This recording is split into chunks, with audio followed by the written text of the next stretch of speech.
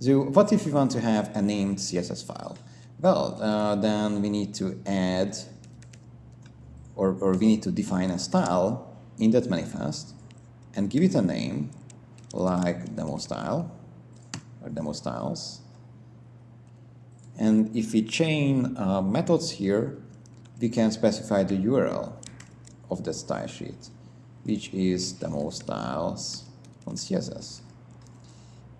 But it's not just about naming. We could set further configuration here as well. For example, we could add attributes to the style inclusion. That will be attributes on the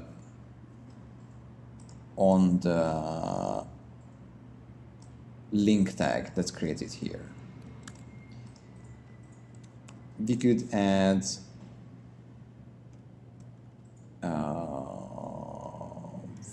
for example, well, we could also specify a CDN URL.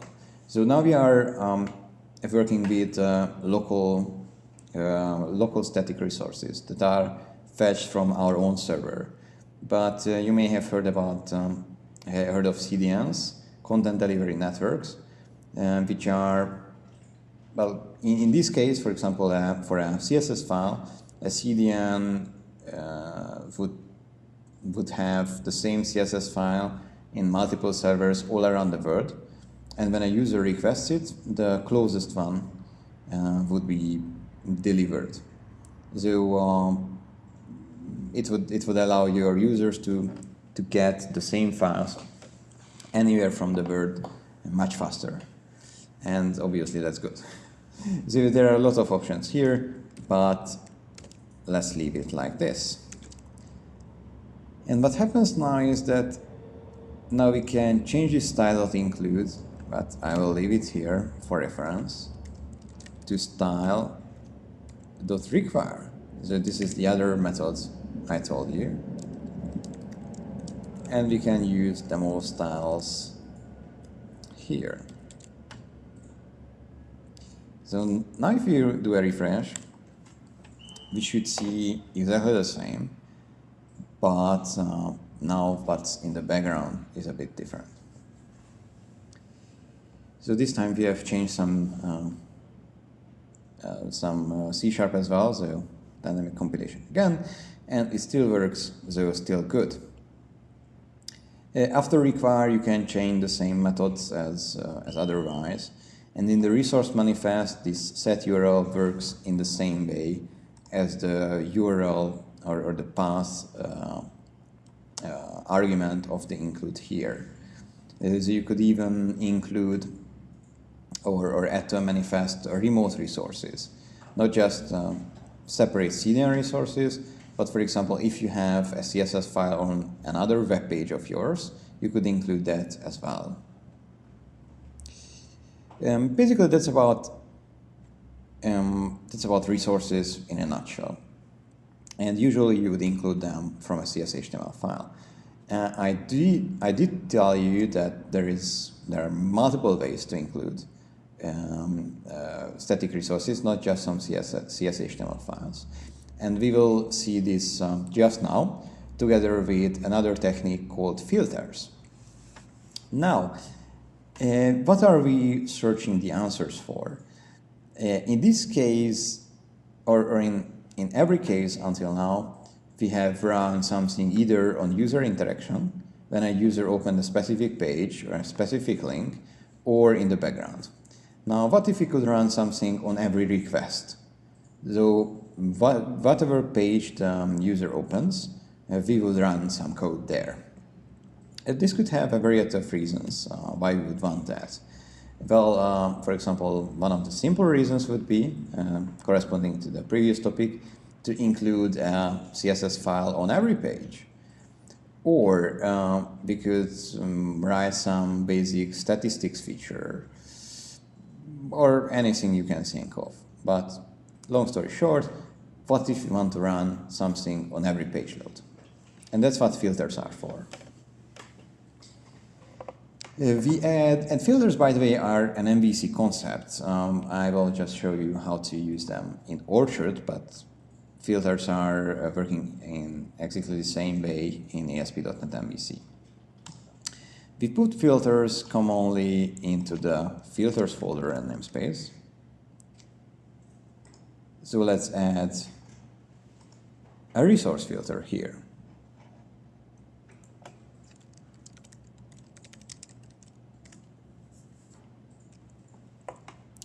Now, filters in Orchard, well, at least in the default case, can be of three kinds. But let's see first how we do that. Filters we need to derive from the filter provider class. Well, it's not mandatory, but that's the easiest way to do that. And if you take a look at that filter provider, we will see what kind of filters are there. Well, the easiest ones are the result filter. The result filter will be executed, or can be executed, around when the actual result is being built, the HTML result. Action filter can hook into the event of a controller action being executed. So if you want to do something on every page load, we would use result filter because, well, in almost every case, a result is just being built once for a request. It's much more common, although still quite rare, that there are multiple actions executed for the same request. And then there are two other kinds of filters as well. Authorization filters, I'm not sure, but I think they can run on authorization events, but we can probably take a look at this. Well, probably we should stick with the built-in documentation because this is coming from MVC as well. And there is an exception filter which will be called when an exception is thrown in the request which is not swallowed somewhere, so which bubbles up to the top. So for example, in this onException method, if you implement it, you could implement some logging that will log every exception that happens on the site which is not caught anywhere. For now, let's stick with iResult filter. And also let's implement the interface. Well, onResult executing is before the result is being built, and executed is after the result was built. So, since the result also includes all of these resource inclusions, probably we should use the executing one. And we need one thing to include resources, and that one thing is a service, again, called Resource Manager.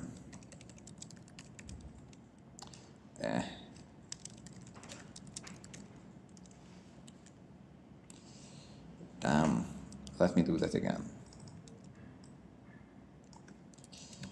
I mistakenly escaped from the context of the snippets.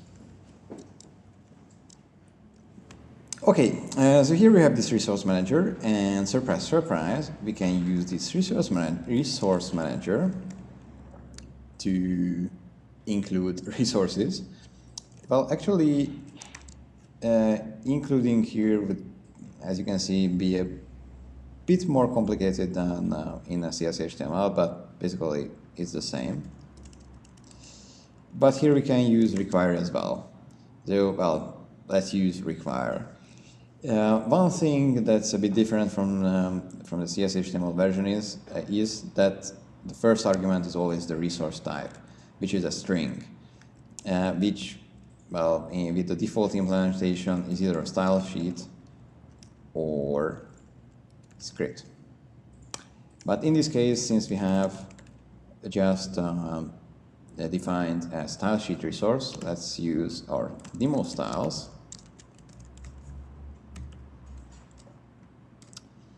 And that's it. Now, this will be easy enough. And now on all of the page loads, our resource is included. But let's also add some checks here. Well, we have this filter context here, and this filter context tells a lot about our request. For example, it also contains the HTTP context, which contains the request, which contains a lot of things, but for example, it also contains the URL of the current page. A long story short, if you want to restrict where you run the code in the onResult executing method, look into the filter context.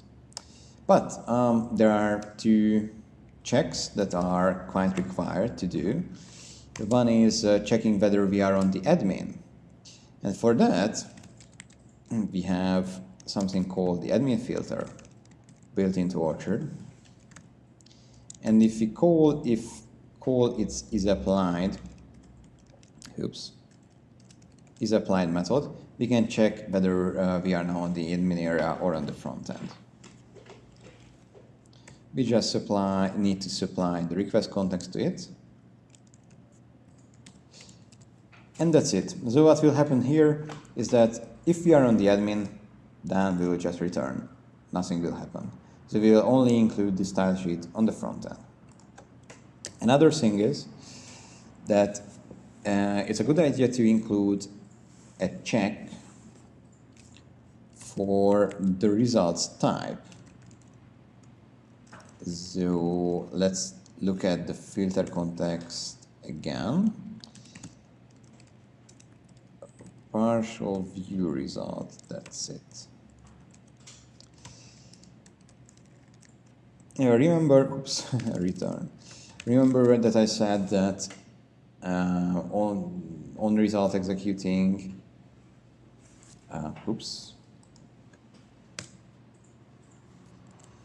that I said that on result, that the result filter will be executed most possibly one time during the request. Well, only most possibly, not every time. Still, you can create scenarios while this on result executing will be executed multiple times on the page load. Now, why is this an issue? You don't want to include the same style sheet multiple times. So if you call require multiple times, you just end up with the same style sheet multiple times. Now, this partial view result check will check whether this filter now currently is fired from a partial result execution. Remember,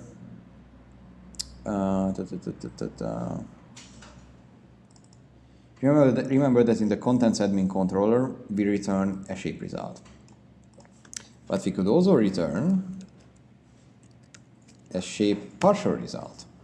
What's the difference?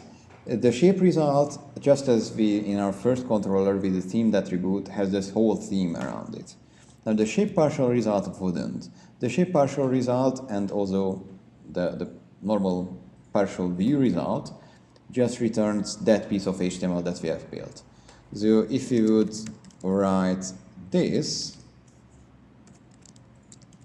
then actually just that piece of HTML that displays the content item would be returned. No theme, nothing at all. Now, that's probably a hint for you that this might be executed multiple times during a request. You can actually execute actions and thus also results explicitly. So you can have an action that fires two other actions and collects their output and builds the HTML output like that. It's pretty much non-existent in Orchard that we use this because there's no need for that, but it can happen. And if it happens, then it's a good thing not to include the same style sheet multiple times. So this check is just for that. Now if I hit refresh here, we should see the same, but if I navigate away, we should see the same again. So at least the search label should be red. Okay, so let's navigate away and let's see what happens. And everything is red. So indeed, our style sheet was included. Our resource filter worked. So it's pretty much this. During this course, we have covered the basics of Orchard from the user side. Of course, it's not complete. Not that part, neither the developer focused part, but it should give you a basic understanding of Orchard concepts, a basic overview of all the pieces of API, pieces of API techniques involved in building Orchard extensions. So by using this course as the baseline, you can then expand your knowledge, for example, by using the resources in the Orchard Dojo library that we have seen, the training demo module that is also accessible from the Orchard Dojo library, and well, just become an Orchard professional. So yeah, thank you for your attention and good luck with your Orchard work.